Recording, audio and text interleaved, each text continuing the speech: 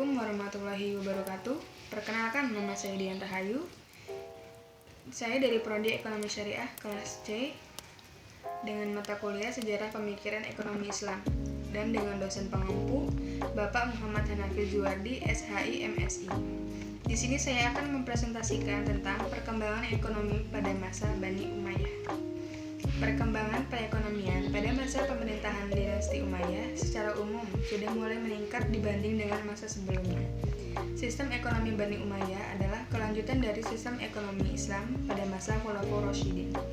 Daulah pada masa Bani Umayyah yang berkuasa kurang lebih selama 90 tahun juga telah memberikan kontribusi yang besar dalam membangun peradaban Islam di dunia.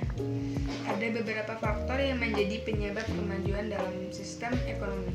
Secara garis besar yaitu pada bidang perdagangan, bidang pertanian dan industri, reformasi fiskal dan pembuatan mata uang. Kemajuan ekonomi pada masa Daulah Bani Umayyah itu ada 4. Yang pertama perdagangan, yang kedua pertanian dan industri, yang ketiga reformasi fiskal, dan yang keempat pembuatan mata uang. Yang pertama, faktor perdagangan. Setelah Daulah Umayyah berhasil menguasai wilayah yang cukup luas, maka lalu lintas perdagangan mendapat jaminan yang layak, baik melalui jalan darat maupun laut. Pada jalan darat, umat Islam mendapatkan keamanan untuk melewati jalan sutra menuju Tiongkok, guna memperlancar perdagangan sutra, keramik, obat-obatan, dan wangi-wangian. Pada jalur laut ke arah negeri-negeri belahan timur, untuk mencari rempah-rempah, bumbu, kalsuri, permata, logam mulia, gading, dan bulu-buluan. Sehingga dengan demikian, Basrah di Teluk Persia pada saat itu menjadi pelabuhan dagang yang cukup ramai. Yang kedua, pertanian dan industri. Dalam bidang pertanian, Umayyah telah memberi tumpuan terhadap pembangunan di sektor pertanian. Beliau telah memperkenalkan sistem irigasi atau pengairan yang bertujuan meningkatkan hasil pertanian. Yang ketiga, reformasi fiskal. Selama pemerintahan Umayyah, semua pemilik tanah baik yang muslim dan non-muslim diwajibkan membayar pajak tanah. Sementara itu pajak kepala tidak berlaku lagi bagi penduduk muslim, sehingga banyak penduduk yang masuk Islam secara ekonomi. Hal ini yang melatar belakangi berkurangnya penghasilan negara. Pada masa Umar bin Abdul Aziz, beliau memiliki pandangan bahwa menciptakan kesejahteraan masyarakat bukan dengan cara mengumpulkan pajak sebanyak-banyaknya seperti yang dilakukan oleh para khalifah Bani Umayyah sebelum Umar, melainkan dengan mengoptimalkan kekayaan alam yang ada dan mengelola keuangan negara dengan efektif dan efisien. Yang keempat, pembuatan mata uang. Pada masa Khalifah Abdul Malik bin Marwan, beliau membuat kebijakan untuk memakai mata uang sendiri. Pemerintah saat itu mendirikan tempat percetakan mata uang dasar ijorat. Mata uang dicetak secara terorganisir dengan kontrol pemerintah. Kemudian pada tahun 77 Hijriah atau 697 Masehi, Khalifah Abdul Malik mencetak dinar khusus yang mencorak Islam yang khas, berisi teks Islam ditulis dengan tulisan Kufi. Implikasi nilai-nilai persatuan dan kesatuan terhadap perekonomian pada masa itu adalah sangat penting, sebab adanya persatuan dan kesatuan wilayah umat Islam yang luas tersebut akan menciptakan stabilitas keamanan yang terjamin. Dengan adanya stabilitas keamanan yang terjamin, maka lalu lintas perdagangan akan berjalan lancar. Dengan lancarannya lalu lintas perdagangan, pada gilirannya akan meningkatkan perekonomiannya. Seluruh sumber-sumber pendapatan tersebut dikelola oleh sebuah departemen yang disebut dengan Departemen Pendapatan Negara.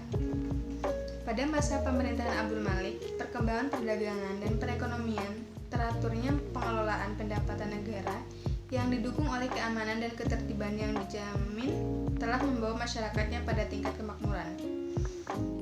Kemakmuran masyarakat Bani Umayyah juga terlihat pada masa pemerintahan Umar bin Abdul Aziz. Keadaan perekonomian pada masa pemerintahannya telah naik ke taraf yang menakjubkan.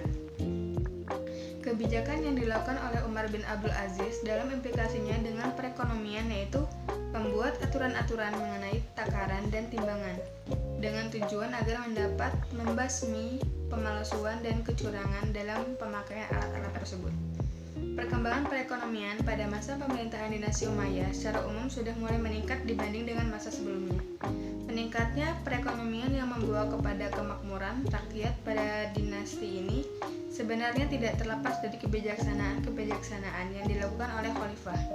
Di samping dukungan masyarakat terhadap kebijaksanaan tersebut, Khalifah Umar bin Ibnul Abdul Aziz dalam melakukan berbagai kebijakannya bersifat melindungi dan meningkatkan kemakmuran taraf dipungut dari kaum Nasrani.